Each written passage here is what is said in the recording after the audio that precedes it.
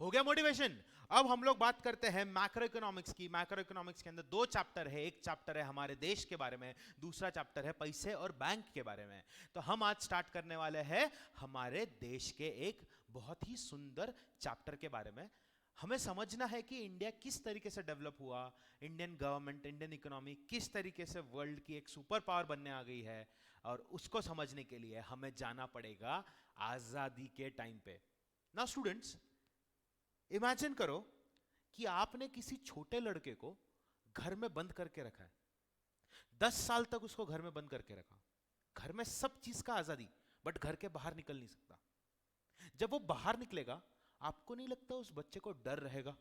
घर में इतना सेफ एनवायरनमेंट था, सेफ नहीं था, डेंजर ही था, बट बाहर की दुनिया तो कभी देखी ही नहीं। जब वो बंदा बाहर जाएगा, उसको टेंशन आएगा, डर लगेगा, कोई डिसीजन लेने के लिए उसके अंदर वो एक मेंटल कैपेसिटी रहेगी कि डिसीजन कर सके, स्ट्रॉन्ग फर्म डिसीजन नहीं। उसी तरह इंडिया को जब 1947 में आजादी मिला, इंडिया एक छोटा बच्चा था, इंडिया वाज जस्ट बॉर्न। इतना सारा कन्फ्लिक्ट, पहले हमारे कंट्री के ऊपर अलग अलग जगहों पे अलग अलग राजा लोग रूल करते थे, तो इंडिया एक एक पीस ऑफ लैंड ऐसा यूनिफाइड नहीं था, अलग अलग जगह पे सारा स्कैटरिंग हुआ था। फिर there came Mughals, Mughal empire आया, मराठा एम्पायर आया, करेक्ट। उसके पहले मौर्य एम्पायर था, गुप्ता एम्पायर था। तो ये सारे लोगों ने अपने कंट्री पे रूल किया। हर जगह पे साउथ इंडिया में अलग किंग्स थे, उनका टेरिटरी अलग, नॉर्थ में अलग, सेंट्रल इंडिया में अलग, महाराष्ट्र के अंदर मराठास। इसके बीच में आए अंग्रेज। अंग्रेज हमारे देश में अराउंड 1600 में आए, अराउंड 1600, ठीक है। 1600 में जब इंडिया में आए, तो सबसे पहला कदम उन्होंने रखा सूरत, गुजरात में, और उन्होंने वहां पे सूरत में अपनी पहली फैक्ट्री खोली, परमिशन लेके राजा लोगों से। स्टूडेंट्स, प्रेसिडेंसी टाउन था वो टाइम पे, उन लोगों ने अपने फोर्ट्स बनाए। अब वो टाइम पे ना बच्चों, सन 1600 की बात अगर हम लोग करेंगे, तो 1600 के अंदर आपको लगता है, किसी को भी लगता है आप में से किसी को, कि भैया वो टाइम पे से ईंट और इसकी पत्थर की इमारत बनेगी? नहीं, वो टाइम पे किले बनते थे, फोर्ट बनते थे। फोर्ट बनाया, फोर्ट के अंदर रहते थे अंग्रेज, फोर्ट के बाहर हम इंडियंस, गांव के लोग वहां पे बसेरा करना शुरू कर दिए ताकि हमको काम मिले। इसकी परमिशन हमने हमारे ही राजाओं से ली, उन्होंने, ब्रिटिशर्स ने हमारे राजाओं से ली। राजाओं ने बोला ठीक है, हमको लगान दो, हमको टैक्स भरो, हम आपको परमिशन देते हैं। मैं ज़्यादा डिटेल में नहीं जाऊंगा। इसी तरह ब्रिटिशर्स ने अपने आप को स्ट्रांग बनाया इंडिया के अंदर। बट जब ब्रिटिशर्स गए, तो इंडिया ने एक बहुत बड़ा झटका फील किया, and that was the partition. It was all about Britishers policy of divide and rule.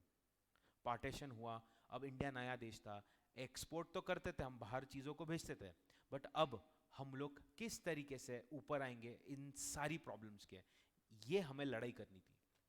Students, around 2013-14 India was one of the largest economies in the world.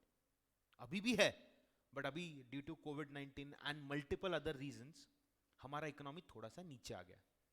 But 2013-14 was the golden period for our economy, ठीक है। अब ये सारी चीजों का establishment करना था, इसके अंदर सबसे बड़ा हाथ था हमारे first prime minister Pandit Jawaharlal Nehru का। पंडित जवाहरलाल नेहरू ने एक मॉडल को अपनाया, उस मॉडल का नाम था महानबोलिस मॉडल। ये महानबोलिस मॉडल क्या होता था? 5 इयर्स के प्लान बनाती थी गवर्नमेंट, ठीक है। हर 5 साल में गवर्नमेंट क्या करेगी, इसका प्लानिंग करके गवर्नमेंट वो जो प्लान बनता था उसको एग्जीक्यूट करने का कोशिश करती थी, और अपने परसेंटेज का टारगेट देती थी कि इतना इतना हमारा ग्रोथ होना चाहिए। स्टूडेंट्स, डू यू नो कि इंडिया को जब आजादी मिला, इंडिया के अंदर life expectancy was somewhere around 30 to 35। आप बोलोगे कि सर बट पुराने जमाने के लोग, हाँ, पुराने जमाने के लोग का लाइफ एक्सपेक्टेंसी बढ़ने लगा आफ्टर इंडिपेंडेंस। हम लोगों ने हेल्थ केयर पे ध्यान दिया, हम लोगों ने सैनिटेशन पे ध्यान दिया। हाँ, वो पूरा हुआ क्या? वो पूरा नहीं हुआ, और कभी होगा भी नहीं, क्योंकि हम इंडियंस इतने बेवकूफ है कि पान खाएंगे, पान खा के बस के बाहर थूकेंगे, चिप्स खाएंगे, चिप्स का रैपर ऐसा खिड़की के बाहर फेंकेंगे, दूसरों को नाम रखेंगे, बट वो खुद भी वही गलती करेंगे। हम लोगों को पता है कि ये चीज गंदी है, बट हम लोग करेंगे। रास्ते पे आज अगर आप लोग कभी शिवाजी नगर के पास जाओगे, शिवाजी नगर पे LIC का ऑफिस है, स्टूडेंट्स एलआईसी के ऑफिस के दीवार के ऊपर ना भगवान की फोटोज लगा के रखी है। Do you know why? So that people shouldn't spit on the wall. This is what our people are. Now let us go back to 1947। India को आजादी मिला। 1947 में जब आजादी मिला तब भारत का संविधान बना नहीं था। भारत को आजादी मिल गई, हम लोगों ने कॉन्स्टिट्यूशन बनाना शुरू किया, कॉन्स्टिट्यूशन बन गया। अब इंडिया में रूल्स एंड रेगुलेशंस आने लगे। अब इंडिया का चाबी घूम गया था, वो बंदर होता है ना चाबी वाला, चाबी घूम गया था। अब चाबी छोड़ने का वक्त आ गया था कि अब हम किस तरीके से इंडिया की इकोनॉमी को ऊपर लेके जाएंगे। तो हमने 5 ईयर प्लान बनाया। अब देखो प्रॉब्लम ऐसा है कि आपकी इंस्टीट्यूट ने, मतलब अपनी इंस्टीट्यूट ने सीएस की, बहुत सारा थ्योरी दिया हुआ है इस चैप्टर के अंदर, बहुत सारे टेबल्स दिए, बहुत सारे नंबर्स दिए, जिसको देख के अपने को टेंशन आता है कि हाय रब्बा ये क्या है। बराबर। मैं जितना आपको हाईलाइट करके दूंगा मॉड्यूल के अंदर, जितना एक्सप्लेन करूंगा, उतना अच्छे से पढ़ के जाना है, ठीक है। मैं जो जो वर्ड्स रीड करके एक्सप्लेन करूंगा, जो जो हाईलाइट करूंगा, उसके ऊपर ही आपको ध्यान देना है। उसके अलावा किसी भी चीज पे ध्यान देने की जरूरत नहीं है। हाँ, बट पहले अपन क्या करेंगे, once the chapter is over, video देख लिया आपने, आराम से मॉड्यूल को खोलने का एक काम करो, बिफोर वॉचिंग इसके आगे पॉज द वीडियो, नहीं अभी मत करो, रुको, पूरा मॉड्यूल का चैप्टर रीड करो, देन यहां से आगे प्ले करो। चैप्टर को अच्छे से रीड करो, 1-2 घंटा लगने दो, आराम से रीड करो, सिर्फ रीड करो, नंबर याद रखने की जरूरत नहीं है, किसी भी चीज की कोई भी नंबर याद रखने की जरूरत नहीं। हम लोग एक बेसिक थंब रूल पे चलेंगे। थंब रूल क्या है? इंडिया के जब फ्रीडम हुई थी, आजादी मिली थी, वो टाइम के कुछ फिगर्स, वो टाइम की कुछ पॉलिसीज और अभी के रीसेंट पॉलिसीज हमको याद रखना है।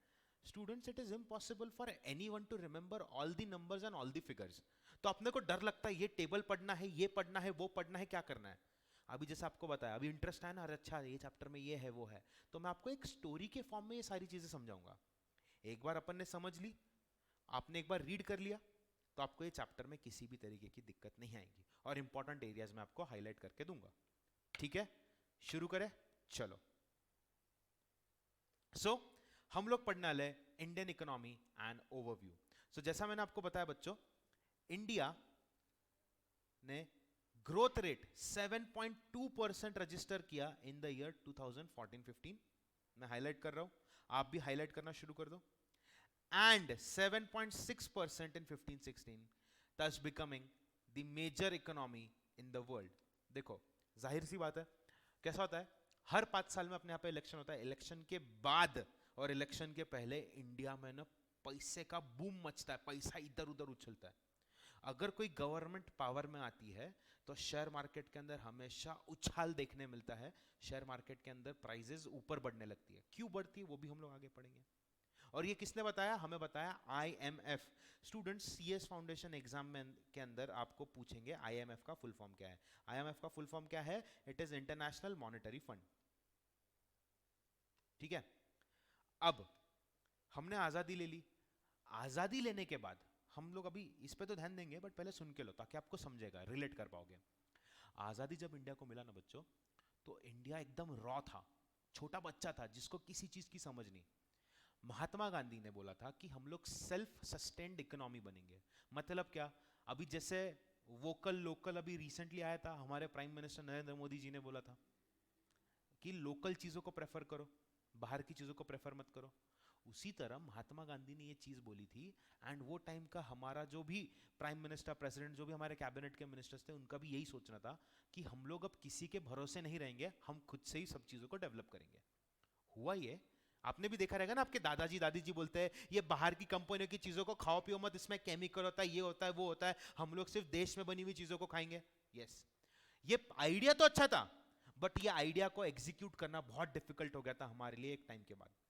एक कहानी बताता हूं मैं। Coca Cola India private Limited मालूम है क्या? मालूम है ना? Coca Cola India private Limited India में आया तो था। हमारी प्राइम मिनिस्टर इंदिरा गांधी ने बोला कि हमारे देश के लोगों के पास पीने के लिए पानी नहीं है और ये कंपनी कोल्ड ड्रिंक की बोतल गांव गांव में जाके बेच रही है, ऐसा चलेगा नहीं। बट उन्होंने निकाल दिया कंपनी को। कंपनी को बोला अगर इंडिया में रहने का है तो 51% ओनरशिप इंडियन गवर्नमेंट का रहेगा, बाकी आपका रहेगा, करना है काम तो करो। यहां पे क्या हुआ, जब ऐसा प्रपोजल दिया इंदिरा गांधी ने तो कंपनी ने बोला नहीं चाहिए।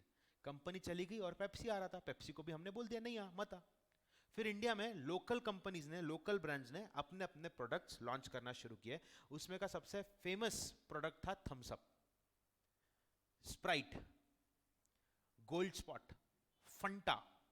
ये सारे प्रोडक्ट्स हमारे कंट्री में बेचना शुरू हो गए, क्योंकि लोगों तो आदत लग गई थी। वो जैसा गाना है ना, मुझे तो तेरी लत लग गई, लत लग गई, वैसे ही लोगों को कोल्ड ड्रिंक की लत लग गई। तो कोल्ड ड्रिंक मिलता था and it was a government venture, तो गवर्नमेंट उसको चलाती थी, रेगुलेट करती थी, सब अच्छा चल रहा था। हमारे पास अपनी खुद की कार कंपनी थी जिसका नाम था हिंदुस्तान मोटर्स, जो एक ही गाड़ी बनाती थी, एम्बेसडर। स्टूडेंट्स, जितना गाड़ी हम लोगों ने 20 साल में बेचा, उतना गाड़ी एक साल में फोर्ड कंपनी बेचती थी, पर हमने इंडिया में परमिशन नहीं दिया।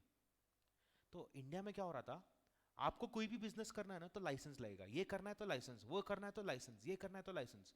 That period was called as licence Raj. Licence Raj था तो बहुत सारे रूल्स एंड रेगुलेशंस थे। नया बिजनेसमैन अगर बिजनेस सेट करना चाहेगा तो उसको बहुत सारे हर्डल्स क्रॉस करके जाना पड़ेगा, और इसके वजह से हमारे कंट्री में करप्शन बढ़ने लगा। अब करप्शन इतना हो गया कि गवर्नमेंट को मैनेज करते नहीं आ रहा था, और हम लोगों ने आखिर में, हमारे पास जब पैसे नहीं बचे तो हम लोग गए वर्ल्ड बैंक के पास। वर्ल्ड बैंक को बोला कि देखो हमारे पास पैसे का प्रॉब्लम है, हमको पैसा दो। वर्ल्ड बैंक ने बोला ठीक है। हमने पैसा लिया, पैसा खर्चा कर दिया, तो इनकम से ज्यादा एक्सपेंडिचर हो गया। अगले साल फिर से गए, ऐसा हम लोग 2-3 साल किए। तीसरे चौथे साल में वर्ल्ड बैंक ने अपने को बोला, इंडिया को बोला कि देखो हमारे पास अब पैसा नहीं है आपको देने के लिए, आपने पहले का जो पैसा था उसका प्रिंसिपल अमाउंट तो छोड़ो, इंटरेस्ट भी नहीं दिया हमको अभी तक, तो हम कैसे काम करेंगे ऐसे। तो इंडिया ने क्या किया, गोल्ड रिजर्व्स उठाए और रख दिए बैंक ऑफ लंदन में। वहां से पैसा आया, और उसी टाइम हमारे prime minister PV Narasimha Rao ने अपने सबसे फेवरेट, अपने इंडिया के सबसे पढ़े लिखे आदमी को, फाइनेंस मिनिस्टर जो वो टाइम पे थे, doctor Manmohan Singh. Students, that person and his knowledge is something which we can not imagine. उसकी डिग्रीज अगर आप देखोगे, उनकी डिग्रीज अगर आप देखोगे तो आप शॉक्ड हो जाओगे। Students, 1991 was the year when we changed everything. 1991 की पॉलिसी की वजह से आज हम लोग उस इंडिया में हैं जहां पर टेक्नोलॉजी, व्हाट्सएप, फेसबुक, ट्विटर, ये सब चीजों का कंजम्पशन हो रहा है। 1991 में हम लोगों ने एलपीजी, हमने सारे बाहर के दरवाजे खोल दिए। इंडिया को जो बैरिकेड लगा के रखा था कि बाहर का बिजनेस यहाँ पे नहीं आएगा, हमने सब खोल दिया। एंड जैसा मैंने आपको कोक का एग्जांपल दिया था, स्टूडेंट्स, कोको कोला वापस से 93-94 में इंडिया में आया, and do you know what it did? Coca Cola ने थम्स अप को खरीद लिया, थम्स अप खत्म। स्प्राइट को खरीद लिया, स्प्राइट खत्म। लिम्का को खरीद लिया, लिम्का खत्म। समझ में आ रहा है? कोक का ही तो प्रोडक्ट है थम्स अप। समझ में आया? And that is how our economy got a huge boost because of Dr. Manmohan Singh and the policy of opening all the trade barriers. जितने भी ट्रेड बैरियर्स थे, हमने सारे के सारे बैरियर्स को खोल दिया। समझ में आया? तो ये चैप्टर हमें यही सारी चीजें बता रहा है। ठीक है, अब इंटरेस्ट आ रहा है ना? अब कहानी सुनते तो इंटरेस्ट आता है अपने को। अब ये तो हो गया 91 का बात, और आज के इंडिया की बात। 91 से अभी तक अराउंड 30 साल हो चुका है। 30 साल में हमने इतना ग्रोथ देखा जितना हम लोग सोच नहीं सकते थे कि होगा। वही टाइम पे 1980s के आसपास, I don't exactly remember the year, आपके करिकुलम में नहीं है, नहीं तो बोलोगे सर आपको ईयर कैसे नहीं मालूम, तुम शाणे लोग हो, तुमको सब मालूम है क्या? फैक्ट है ये, फैक्ट। मैं आपको कुछ इंटरेस्टिंग फैक्ट्स बता रहा हूँ। मारुति, पता है आपको? मारुति, मारुति मोटर्स, बाबू भैया वाला नहीं। तो गवर्नमेंट ऑफ इंडिया ने मारुति की गाड़ी बनाना शुरू किया, कंपनी को बनाया ताकि हम लोग सुजुकी के साथ जॉइंट वेंचर कर सके। वो कंपनी का एस्टैब्लिशमेंट इसी के लिए हुआ ताकि हम लोग सुजुकी के साथ मिलकर गाड़ी बना के बेच सके। समझ में आ रहा है? हमने लाइसेंस राज को बंद किया और हमने रूल्स एंड रेगुलेशंस बनाए। इसी की वजह से इंडिया में सेकंड फेज जो आया लाइसेंस राज के बाद, इट वाज इंस्पेक्टर राज। तो आप जो कोर्स कर रहे हो सीएस का, ये आपको यही सिखाता है कि आपको किस तरीके से कंपनी के कॉम्प्लायंसेस करके देने पूरे। अगर नहीं किए तो इंस्पेक्टर इंस्पेक्शन के लिए आएगा और कंपनी के ऊपर केस फाइल कर सकता है अगर आपने किसी भी लॉ या किसी भी प्रोविजन या किसी भी क्लॉज का वायलेशन किया तो। ठीक है, समझ में आया? अब इंटरेस्ट आया? Now let us understand what is national income. इसको जूम इन कर देता हूँ थोड़ा ताकि आपको भी दिखे. Just give me a minute. इसको हम लोग थोड़ा सा बेटर व्यू करते हैं. लो, हो गया हैंग, हो गई. कर दिया मैंने अपना खुद का एक कचरा. अरे पोपट बना दिया मैंने खुद को. अरे भाई मेरे. हाँ, I hope this is visible. इतना हाईलाइट कर लिया सबने. पॉज कर करके हाईलाइट करो अगर जूम इन करने के बाद नहीं दिख रहा है तो. Just give me a minute everyone. I don't know why this is. चलो, दिख रहा है क्लियर? यस, एकदम क्लियर. आवाज भी एकदम क्लियर है? यस, क्लियर है. अब ये नेशनल इनकम का फंडा क्या है? नेशनल इनकम को याद रखने का फंडा मतलब क्या? एक साल में नेशनल इनकम मतलब क्या, ध्यान से सुनो. एक साल में देश कितना पैसा बनाता है by economic activities, that is national income. हम लोगों ने गुड्स एंड सर्विसेज प्रोवाइड किए, गवर्नमेंट ने बजट बनाया, खर्चा किया चीजों पे, तो ये सारा का सारा हमारा नेशनल इनकम का पार्ट बनता है. And also the income, sorry, the expenditure that you make is also used to calculate national income. बच्चों, अगर आपको आज मार्केट के अंदर आईफोन मिल रहा है तो मार्केट में आईफोन इसी के लिए बेचा जा रहा है क्योंकि लोगों के पास पैसा है. ठीक है? तो नेशनल इनकम मतलब क्या? नेशनल इनकम मतलब एक साल में देश इकोनॉमिक एक्टिविटी करके कितना पैसा कमाता है. जितना पैसा कमाया वो हमारा नेशनल इनकम हो गया. इकोनॉमिक एक्टिविटी मतलब क्या? खर्चा करना भी इकोनॉमिक एक्टिविटी है. Then goods and services provide करना भी इकोनॉमिक एक्टिविटी है. Is this clear? एंड कितना आप कमाते हो वो भी इकोनॉमिक एक्टिविटी है. ठीक है? सो आपको ये समझ में है. अब हम लोग नेशनल इनकम कैसे मेजर करते हैं? हम लोग मेजर करते हैं थ्रू जीडीपी. जीडीपी का फुल फॉर्म क्या है? CS foundation MCQ, gross domestic product. ठीक है? अब अगर हम लोग फर्स्ट इंडिया के फ्रीडम के बाद का अगर हम लोग देखें तो हमारे पास जीडीपी का शेयर कितना परसेंट किस एरिया से आ रहा था हमको समझ में आएगा. तो इंडस्ट्रियल एरिया से. पहले तो एग्रीकल्चर. इंडिया के अंदर एग्रीकल्चर कंट्रीब्यूट कर रहा था 55% ऑफ जीडीपी. मतलब अगर इंडिया का जीडीपी 100 रुपया है तो उसमें का 55.4 रुपीज तो सिर्फ एग्रीकल्चर से आ रहा था. Are you getting my point? Industry में 15%, सर्विसेज में 29%. सर ये याद रखना है क्या? नहीं, याद रखने की जरूरत नहीं है. हाँ, ये एग्रीकल्चर का फिगर याद रख लोगे 55.4 तो it is more than enough. Total 100. And ये रीसेंट है. एग्रीकल्चर के अंदर अगर आप देखोगे बच्चों तो जैसे जैसे हमारी डेवलपमेंट होती गई वैसे वैसे एग्रीकल्चर के अंदर हमारा जीडीपी का जो परसेंटेज है कंट्रीब्यूशन का कम होने लगा. एंड हम लोग सर्विस सेक्टर में ऊपर आ गए. समझ में?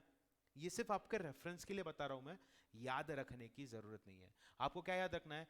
इंडिया को आजादी मिला, कितना जीडीपी का परसेंटेज था अपना एग्रीकल्चर का? 55%. अभी रिसेंटली कितना हो गया? कहां पे ज्यादा है 50% से ज्यादा? It is in services. Students, India के अंदर लेबर जास्ती है और ये सारे सर्विस प्रोवाइडर्स कम है. यूएसए के अंदर सर्विस प्रोवाइडर जास्ती है, लेबर कम है. चाइना के अंदर इन दोनों चीजों का बैलेंस है. समझ में आया? ये सबको समझ में आया. हमने देखा कि इंडिया को आजादी कैसे मिला, मैंने आपको स्टोरी बताया. जो स्टोरी बताया ना बच्चों, वो आगे का चैप्टर है पूरा. ठीक है? Let us move ahead. अब देखो, ये फिशरी, फॉरेस्ट, अरे ये क्यों कर रहा है खुद से? एक minute. The share of primary sector, which includes agriculture, forestry and fishery, has gone from 55.4% to 13.9%, जो अपन ने अभी हाईलाइट किया. ठीक है? तो ये एमसीक्यू में एक एमसीक्यू आ सकता है. आपको सिर्फ एग्रीकल्चर का क्या ध्यान रखना है? पहले 55 अब 13, पहले 55 अब 13, पहले 55 अब 13, पहले 55 अब 13, पहले 55 अब 13. क्या? जीडीपी का कंट्रीब्यूशन. किसका? एग्रीकल्चर का. पहले कितना? 55, अब कितना? 13. याद रहेगा 13.9. Yes, very good. However, in recent year there has been a marginal improvement in agriculture. हम आगे बढ़ते हैं. अब देखो, ये जो सारा है ना बच्चों, ये सारे फिगर्स याद रखने की जरूरत नहीं है. The share of industry which includes mine, manufacture, electricity, gas, water supply, construction has shown steady increase from 15% to, अरे यार किधर गया? From 15% in 1950 to 28% इन 2015. ठीक है. Then yes, the share of service sector पहले कम था, ट्रेड ट्रांसपोर्ट पहले कम था, अब बढ़ गया. हम आगे बढ़ते हैं. देखो, ये सारी चीजों को याद रखना जरूरी नहीं है. इसके अंदर टाइम वेस्ट मत करना कि सर ये ईयर में इतना, वो ईयर में इतना. एग्जाम में नहीं पूछते हैं. ठीक है. And I will be giving you all questions. As I said, questions के अंदर बहुत सारे ये सारे मैक्रो इकोनॉमिक्स से क्वेश्चंस रहेंगे, तो आपका जो भी प्रॉब्लम है वो भी सॉल्व हो जाएगा. ठीक है.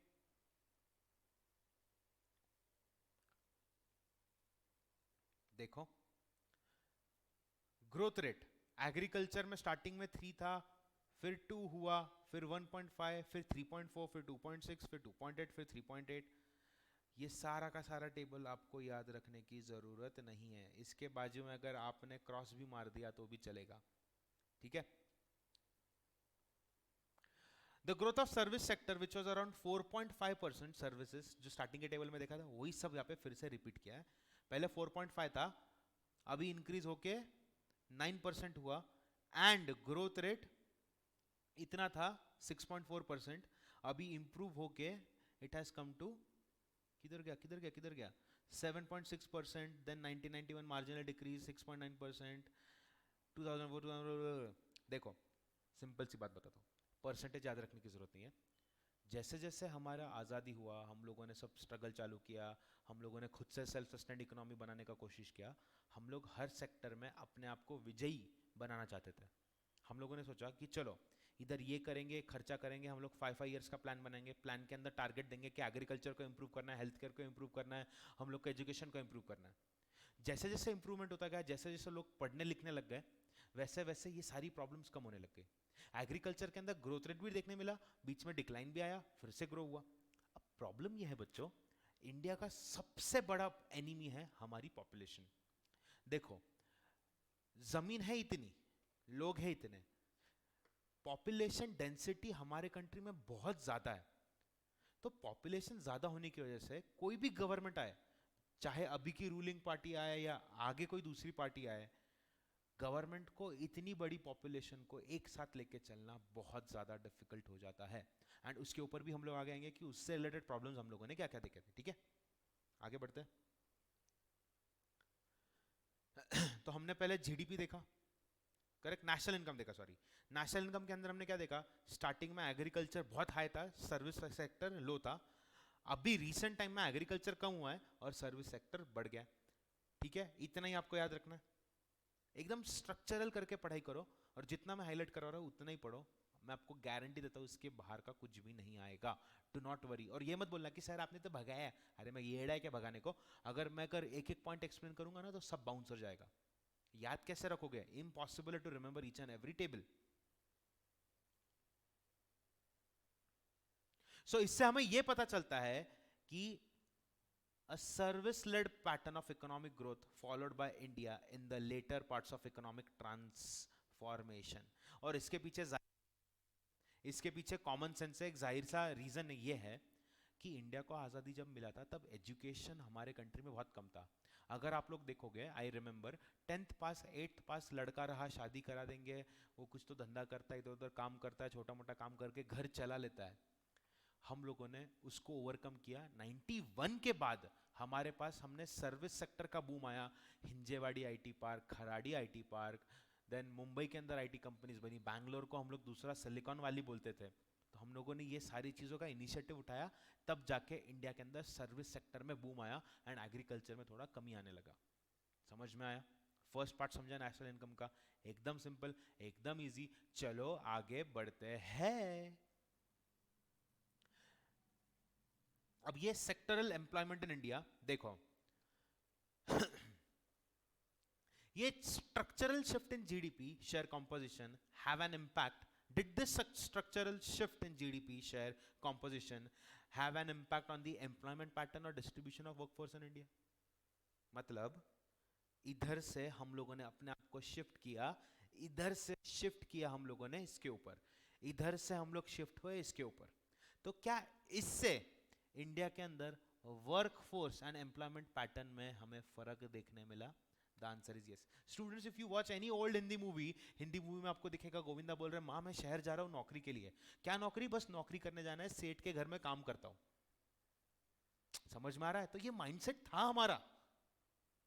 अगर आप धर्मेंद्र, अमिताभ बच्चन, इन लोगों की पुरानी मूवीज देखोगे ना, तो गांव से they are going to city and then they show that city life as if it is something huge, बहुत बड़ी चीज कर रहे हैं कुछ लाइफ में. समझ में आ रहा है? सो इंडिया वो टाइम पे वो स्टेज पे था कि हम लोग ग्रोथ कर रहे थे and we were shifting ourself धीरे धीरे slowly slowly from agriculture to this sector.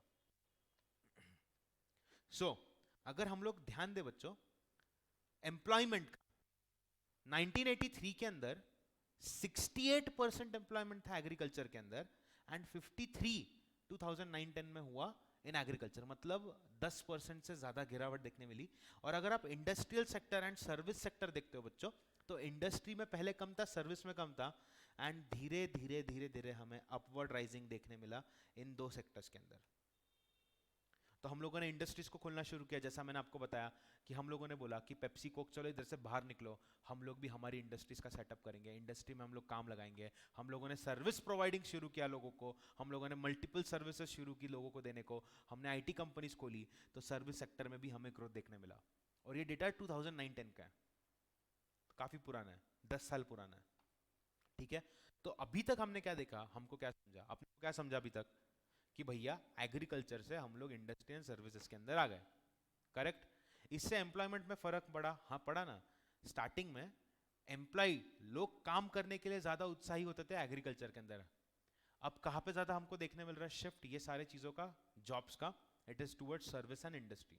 देखो एग्रीकल्चर के अंदर काम करना बुरी बात नहीं है, बट एग्रीकल्चर के अलावा अगर हम लोग सर्विस सेक्टर, इंडस्ट्री सेक्टर को boom they and both this come equal हो जाएंगे, तो हम लोग को बहुत फायदा होगा, हमारी इकोनॉमी और आगे बढ़ेगी. लुक एट चाइना, कितना बराबर से मेंटेन करके बैलेंस करके चल रहा है. Students, for a fun fact, हम लोग का 60% से 40 टू 60% मटेरियल, हमारा रॉ मटेरियल चाइना से आता है. उसके बाद यूएई, स्विट्जरलैंड, यूएस, यहाँ से आता है. हम लोग सबसे ज्यादा रॉ मटेरियल उठाते हैं चाइना से. आगे देखेंगे ना हम लोग वो भी. Now next is capital formation.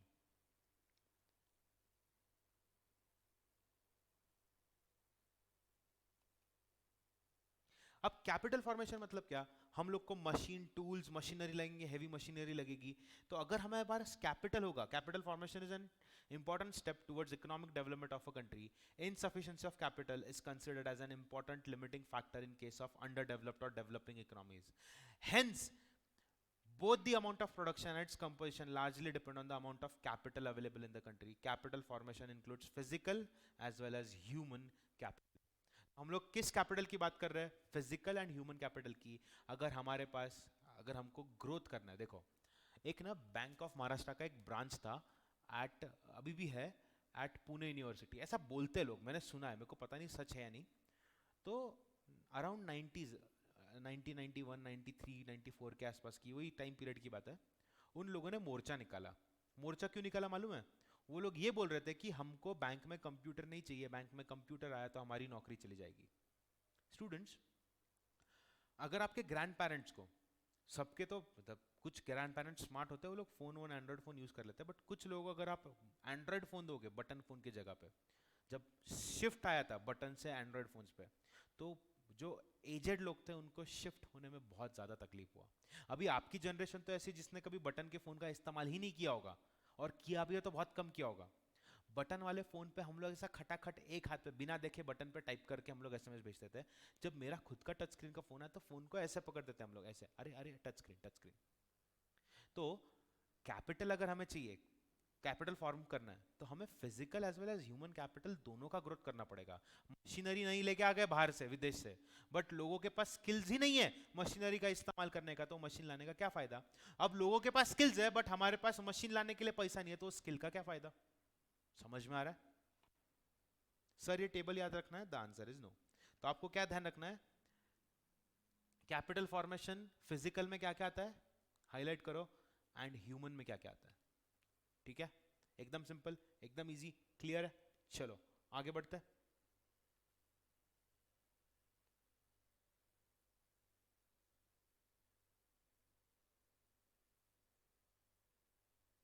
Now let us talk about inflation. Inflation मतलब क्या होता है पता है आपको? चीजें जब महंगी होने लगती है ना तो उसको हम लोग इन्फ्लेशन बोलते हैं.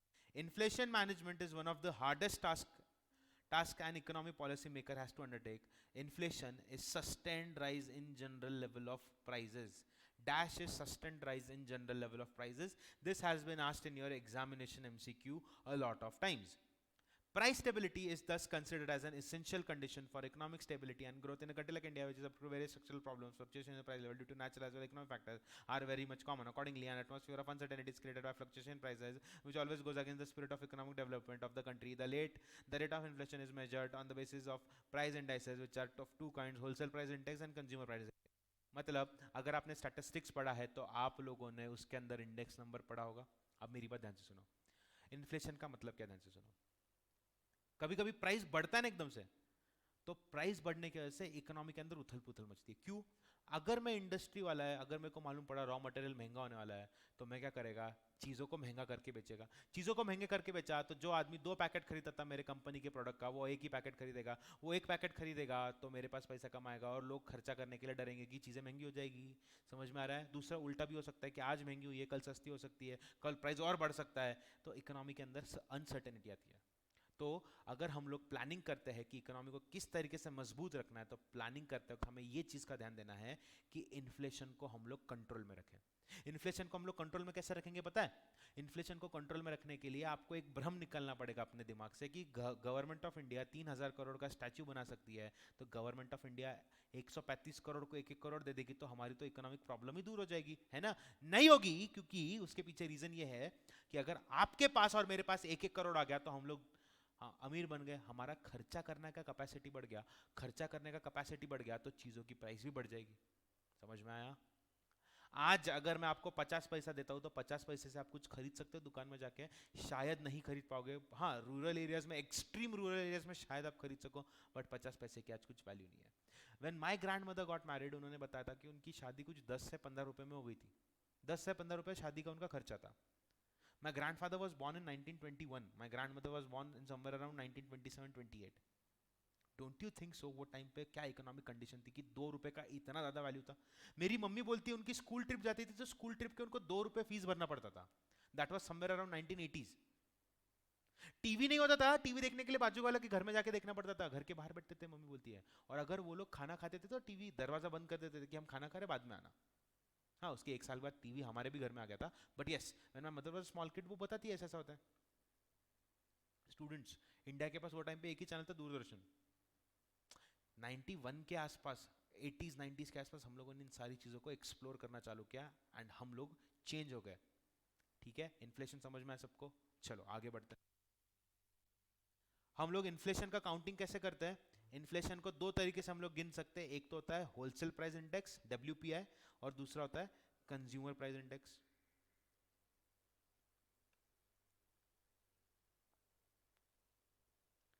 अब ये देखो, ये सारी चीजों को है ना बच्चों, मत इसके ऊपर ध्यान देना, इसके ऊपर ध्यान देने की आपको जरूरत नहीं है. ठीक है? ट्रस्ट मी व्हेन आई से दिस, इसके ऊपर आपको एग्जाम में क्वेश्चंस नहीं पूछेंगे. ठीक है, आगे बढ़ते हैं हम लोग. Foreign slash capital investment. अब हमने फॉरेन इन्वेस्टमेंट कब लेना शुरू किया? हमने किसकी मदद से हेल्प लेना शुरू किया? हमने डॉक्टर मनमोहन सिंह ने जब बोला कि अब बाहर से हम लोग को इन्वेस्टमेंट लानी चाहिए, तब हमने फॉरेन इन्वेस्टमेंट के लिए दरवाजा खोला. ठीक है, तो देखो हम लोग फॉरेन इन्वेस्टमेंट क्यों लेते हैं, मैं आपको उसके पीछे का रीजन बताता हूं. मैं आपको 2 सिचुएशंस दिखाता हूं, ध्यान से देखना.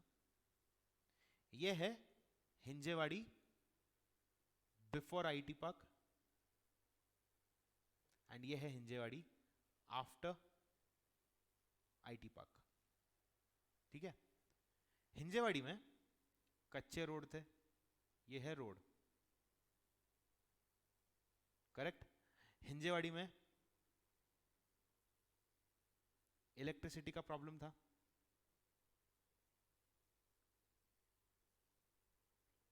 हिंजेवाड़ी के अंदर there were lot of farms.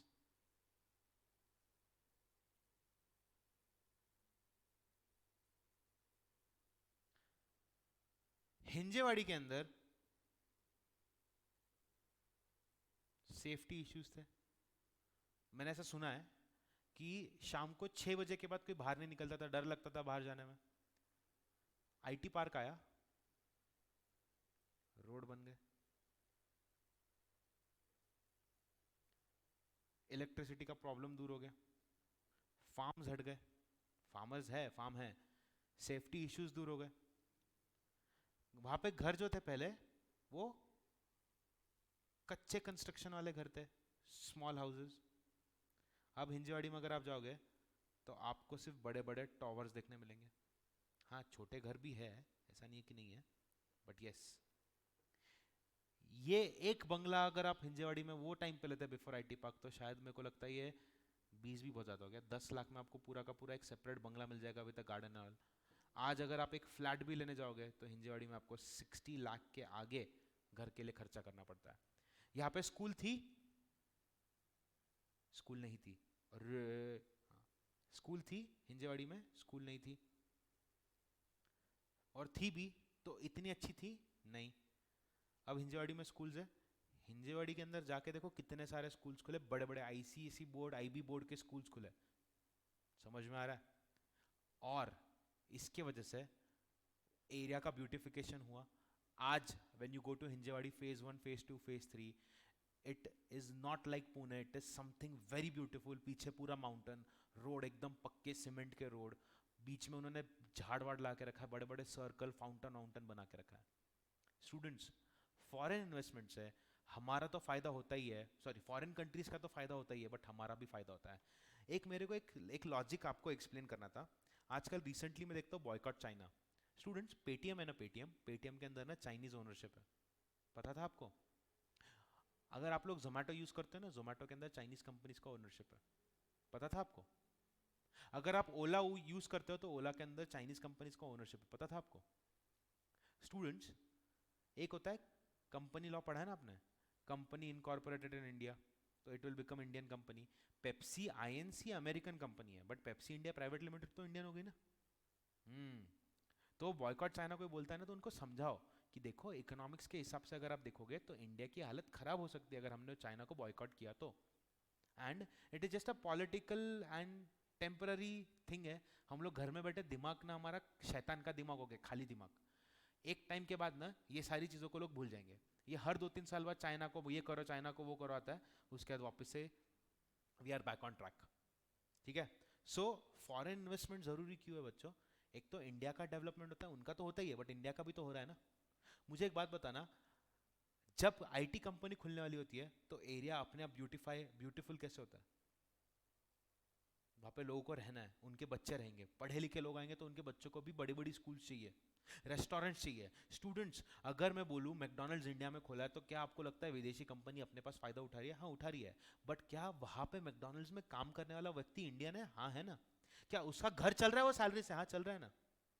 क्या टमाटर, कांदा यानी प्याज, शिमला मिर्च यानी कैप्सिकम, ये सारा का सारा वो बाहर से लेके आते हैं क्या? नहीं, वो तो इंडिया में मिलता है, इंडिया के फार्मर से मिलता है। जब मैकडॉनल्ड्स मुझे ब्रांच खोलना है, मैकडॉनल्ड्स का ब्रांच खोलने के लिए मुझे सीमेंट लगता है, मुझे कंस्ट्रक्शन करना है, तो इंडियन आदमी को यूज करता हूं ना मैं। चेयर लगती है तो इंडियन फर्नीचर वाले के इस्तेमाल करता हूं ना मैं। समझ में आ रहा है आपको? तो फॉरेन इन्वेस्टमेंट होना जरूरी है, क्योंकि फॉरेन इन्वेस्टमेंट हुआ तो अपने लोगों को रोजगार मिलेगा। हम लोग नहीं दे सकते ना, अगर गवर्नमेंट नहीं दे सकती ना, कम से कम विदेशी लोग आओ और रोजगार तो दो। हम और आप, हम लोग प्रिविलेज्ड बच्चे हैं, हम लोग प्रिविलेज्ड लोग हैं, हमारे पास शायद हमें रोजगार की कोई टेंशन नहीं थी। बट इमेजिन कि जो व्यक्ति मेहनत करके पढ़ लिख के आगे बढ़ा है, मतलब हम लोग भी मेहनत करते हैं, but imagine someone from a very very very very very very harsh background, he is coming up educating himself and he wants to work. If he works, आपको नहीं लगता उसकी फैमिली के अंदर उसका तो कल्याण होगा, उसकी फैमिली का भी कल्याण होगा, उसका बच्चा पॉवर्टी में नहीं जाएगा? समझ में आ रहा है आपको? बट अगर मैं पॉवर्टी में हूं तो मेरा बच्चा भी पॉवर्टी में जाएगा, उसका बच्चा भी पॉवर्टी में जाएगा। कम से कम बाहर कर काम मिल रहा है, तो मैं पतरे के घर में रहने से अच्छा मैं शायद थोड़ा पक्के घर का, थोड़ा एक ही रूम का झोपड़ी क्यों ना बनाऊं, बट कम से कम पक्का ईंट का तो झोपड़ी बना के रह सकता हूँ। बारिश में पतरा तो उड़ने का डर नहीं रहेगा मेरे को। समझ में आ रहा है? इलेक्ट्रिकल फिटिंग जब होता है मैकडॉनल्ड्स के अंदर, इलेक्ट्रिशियन तो बाहर से आता है ना, नहीं, इंडियन इलेक्ट्रिशियन का इस्तेमाल होता है ना।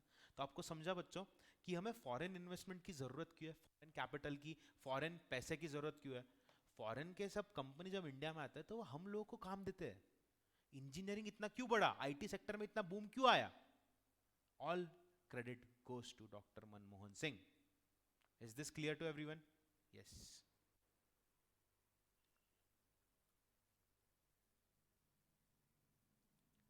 सो अगर आप देखोगे बच्चों, ये टेबल भी आपके लिए जरूरी नहीं है.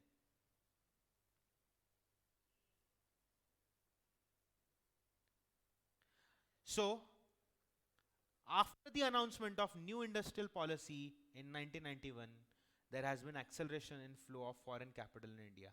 तो हमने जब इंडस्ट्रियल पॉलिसी बने 91 में, उसके बाद एक्सेलरेट क्या हुआ? Foreign capital investment in India. ठीक है. जीओआई मतलब गवर्नमेंट ऑफ इंडिया. सर ये नंबर याद रखना है, 456.9 बिलियन, 270 बिलियन, 187 बिलियन नहीं. आपको याद रखना है सर एफडीआई का फुल फॉर्म क्या है? एफडीआई का फुल फॉर्म है फॉरेन डायरेक्ट इन्वेस्टमेंट. मैं नीचे लेके जा रहा हूं. Thus, net contribution of foreign firms in direct investment was about 55% of total foreign investment flows. अब foreign trade, India foreign trade के अंदर काफी सालों से जाना जाता है. ब्रिटिशर्स के टाइम से ब्रिटिशर्स इंडिया आते थे, टेक्सटाइल इधर से उधर एक्सपोर्ट करते थे.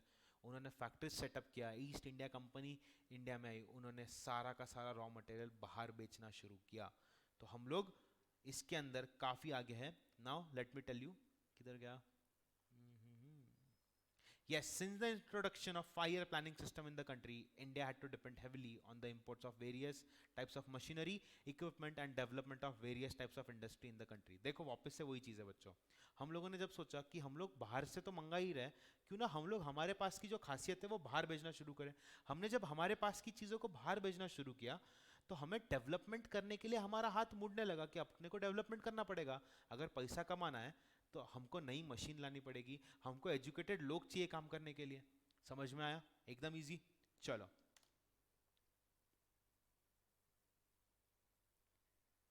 अब ना ये देखो, during this period trade deficit 1,000 crore rupees, there was increase in both export. ये भी जरूरी नहीं है, ये भी जरूरी नहीं है. आगे आगे आगे आगे. The global slowdown during 2008 had its impact on the economy of all the countries including India. तो आपको सिर्फ याद रखना है कि ग्लोबल स्लोडाउन कब हुआ था? 2008 में. 2008 में एक रिसेशन आया था. ठीक है. ये रिसेशन की कहानी मैं आपको अगले वीडियो में बताने वाला हूँ. Now let us talk about exports, imports, development issues in Indian economy. Wait wait wait.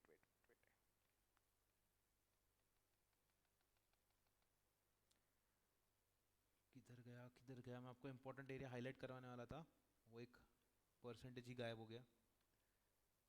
Just wait a minute. ये फिगर्स याद रखने की जरूरत नहीं है.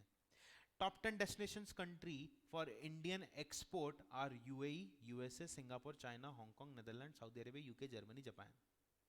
ये 10 नाम याद रखना है. And the major items in India's export basket are petroleum products, engineering goods and gems and jewelry. इन 3 प्रोडक्ट का कंट्रीब्यूशन हमारे पास 50% है. ठीक है. अब देखो, India imports from People's Republic of China remained consistently on top with the percentage share of imports China between 11 to 12% during 2008, 9 and 12-13. ठीक है. तो ये याद रखना जरूरी है. एंड सेकेंड नंबर पे उसके बाद क्या आता है? UAE, Saudi Arab, Switzerland and USA, जो मैंने आपको बताया था. ठीक है. एकदम क्लियर. आगे बढ़ते हैं. अब देखो, ये तो हमको बेसिक बेसिक समझ में आ गया. अब development issues in Indian economy का वीडियो, अगला वीडियो मैं आपको तुरंत भेज रहा हूँ, इसको स्टॉप करके. ठीक है. तो ये वीडियो देखो, इतना हाईलाइट करो, इतना ढंग से रीड करो, कुछ डाउट आया तो मेरे को पूछो.